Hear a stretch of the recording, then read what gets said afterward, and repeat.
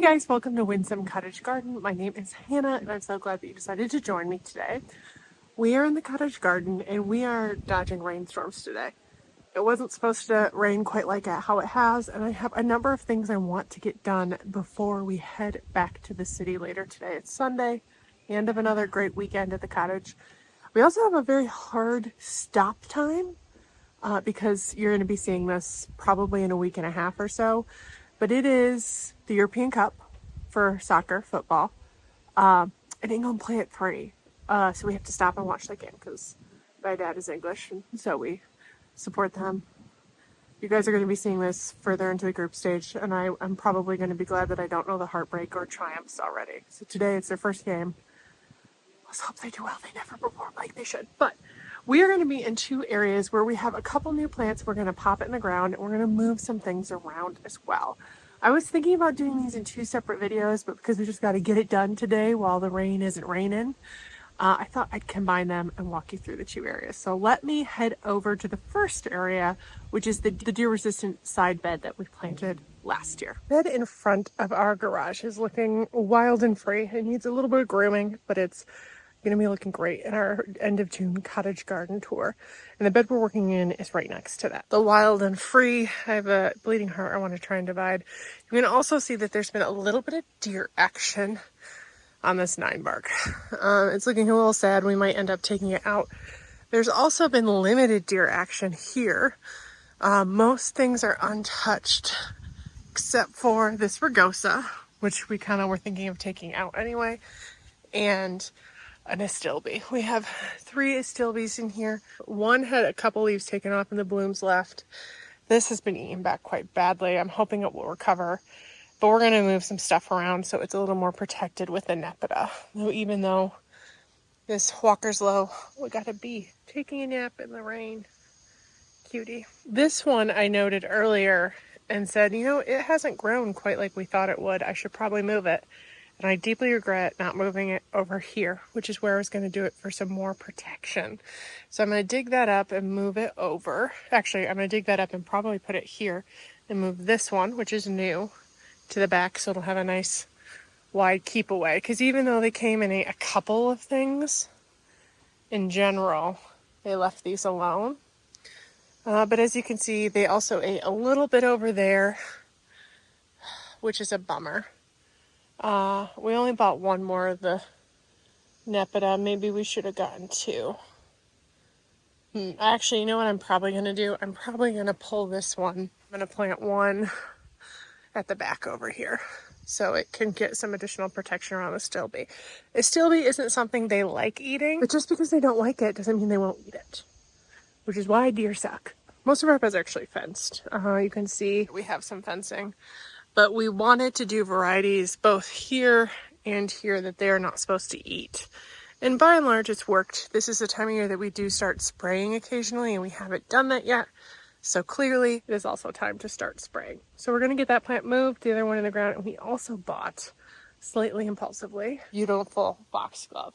I have tried to start stuff from seeds, and they never look good. The couple that are in this bed, we actually purchased last year. They came back really well. I haven't really seen any seeding themselves around. Hopefully this year we can be a little more deliberate about the pods. But we have 4 of them. We had planted 5. One died back that was here-ish, which is where I was intending to put this. But then my dad came home with it, and I just thought it looks too good to put that far back. So I'm kind of thinking it might go right here and be a nice pretty beacon. This is the first area we're going to be working in. I'm going to get you guys set up. We'll go through it. My dad is probably going to come out and help me at some point. There's one other thing that we're going to do first, actually. He's just waiting for the end of the Denmark-Slovenia game. So who's in England's group? If you know anything about soccer, you know that this is important. It looks like they're going to tie right now, which would be a great result for England.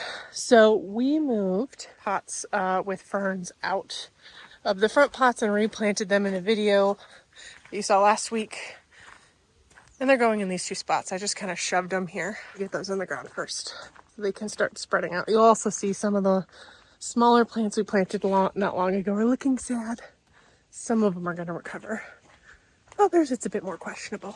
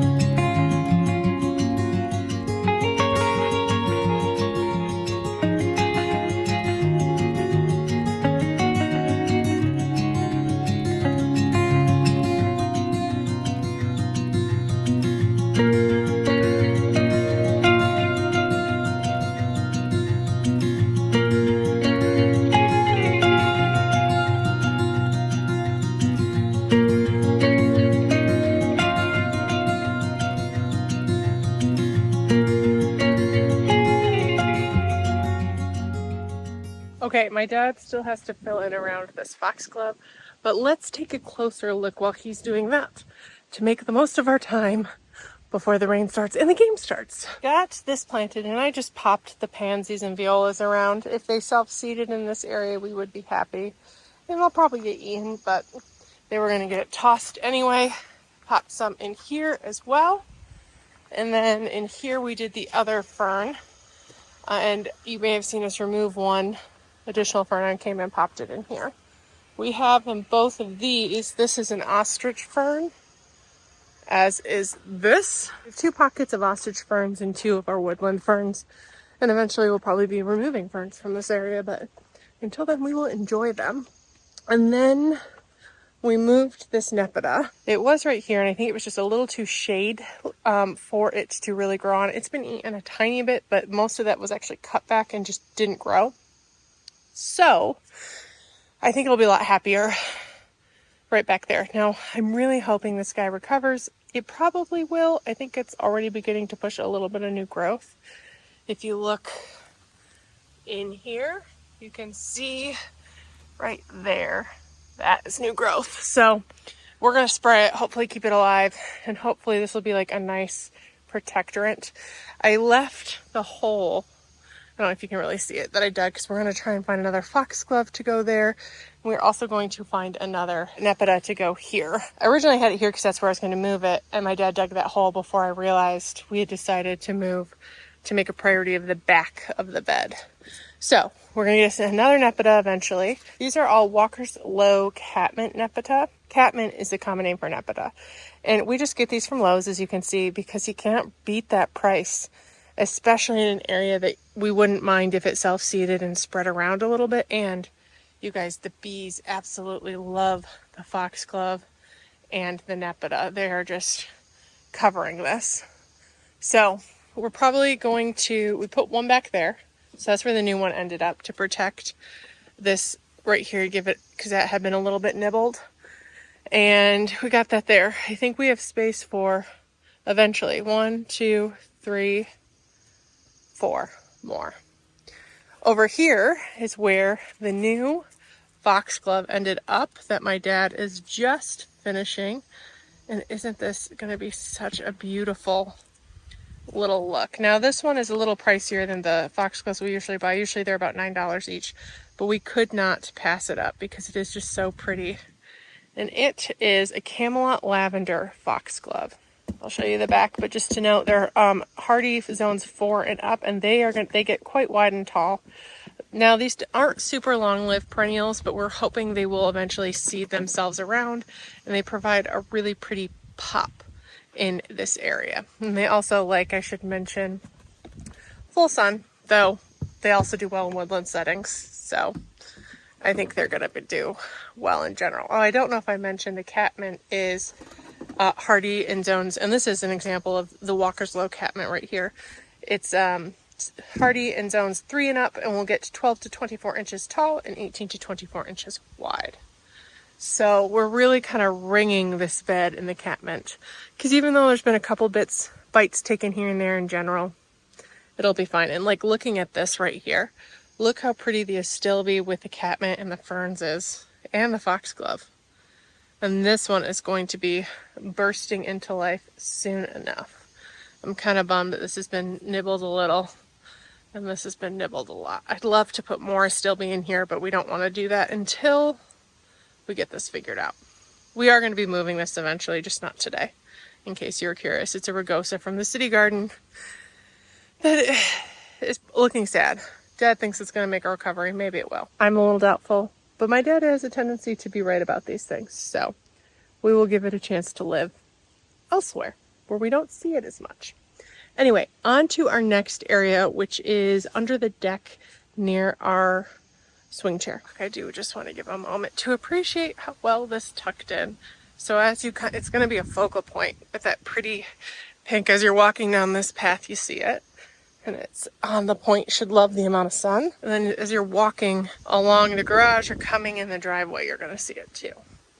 Oh, I think that's so pretty, especially as the pink kind of continues on down the way. So we made our way to our next area, and we were protected from the wind in the last place. Not so much here. But the sun is trying to come out, which is appreciated because it's supposed to start raining again quite soon. And we have 3 hostas going in here. My dad is going to get started, so we'll set you guys up and give you varieties later.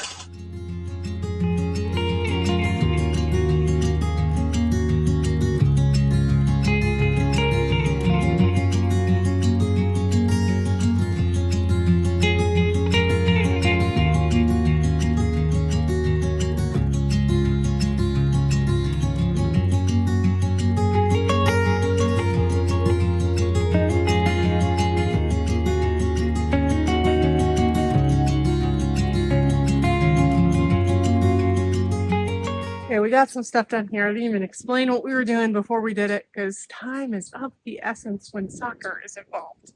But my mom has often admired my autumn frost hosta. I have one that I actually am going to be planting quite soon. And every time she sees it, she goes, "What is that one? I really like that. I got to get some of those." The other day I was at Home Depot and they had 3. And I just grabbed them all and knew that this would be a great spot because they sit on the seat. Right now it's drying some waders.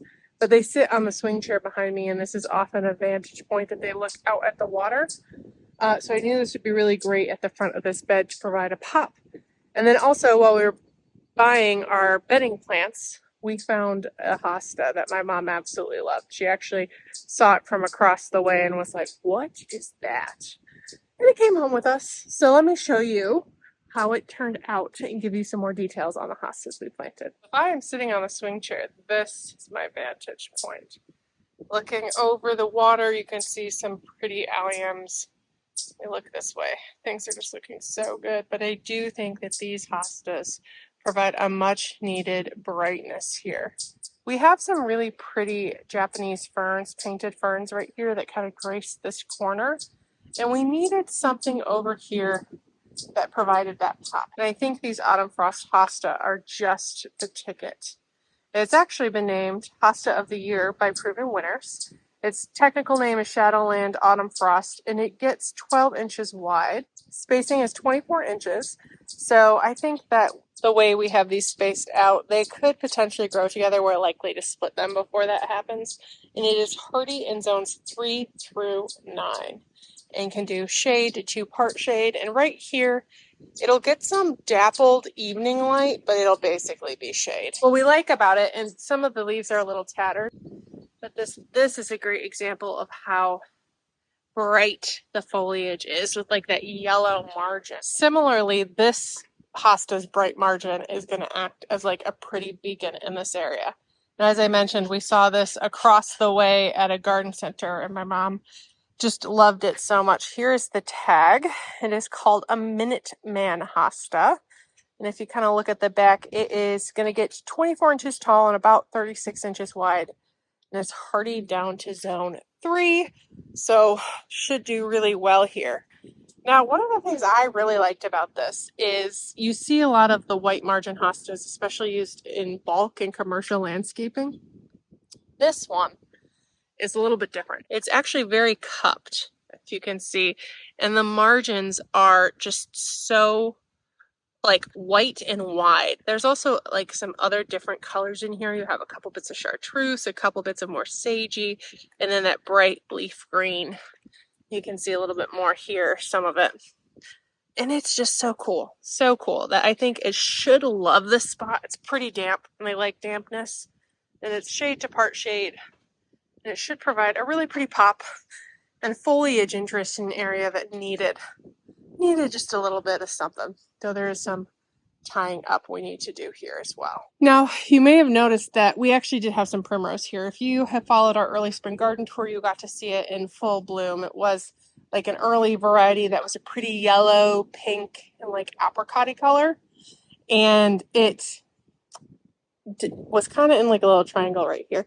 Loved its spot, but was often overshadowed by everything pretty quickly, especially this hellebore. Now, Where I've planted it, I ended up dividing it. I had 3 plants and I divided them into 5, and I have just kind of tucked them around the front.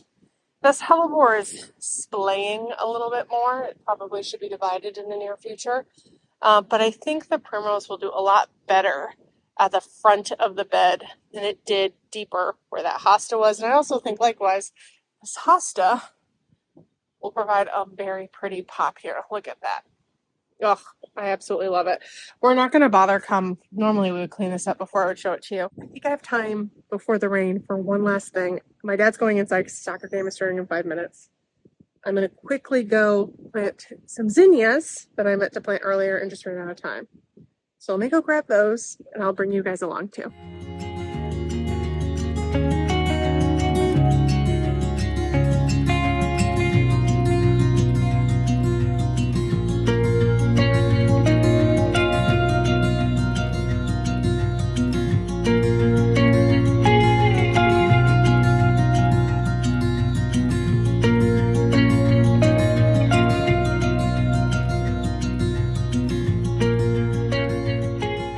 Okay, the sun is out. Not sure where the rain is, maybe there, but I will take the sunshine.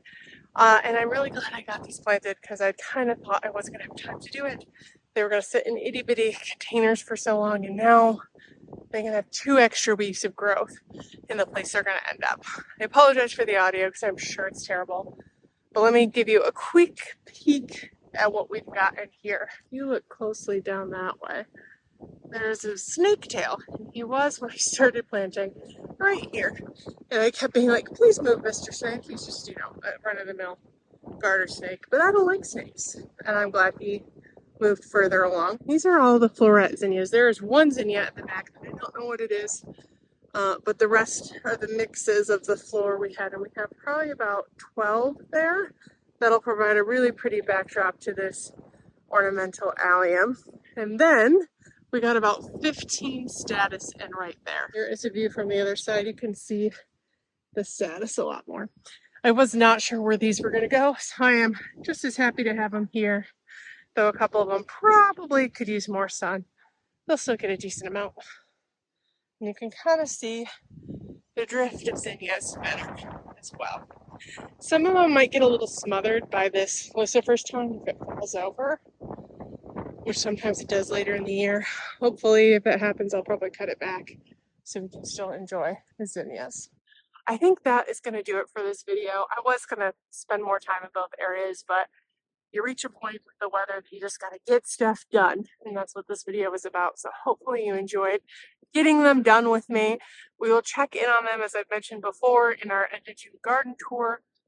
So come back at the end of the month if you want to see how they've progressed, because I'm sure, even though it's only 2 weeks away, it's going to be amazing to see how much these have sprung to life in that time. If you like this video, please hit that thumbs up button and subscribe so you don't miss a minute of this garden's journey or our home garden. I really appreciate you joining me today, and I cannot wait to see you next time. Bye-bye.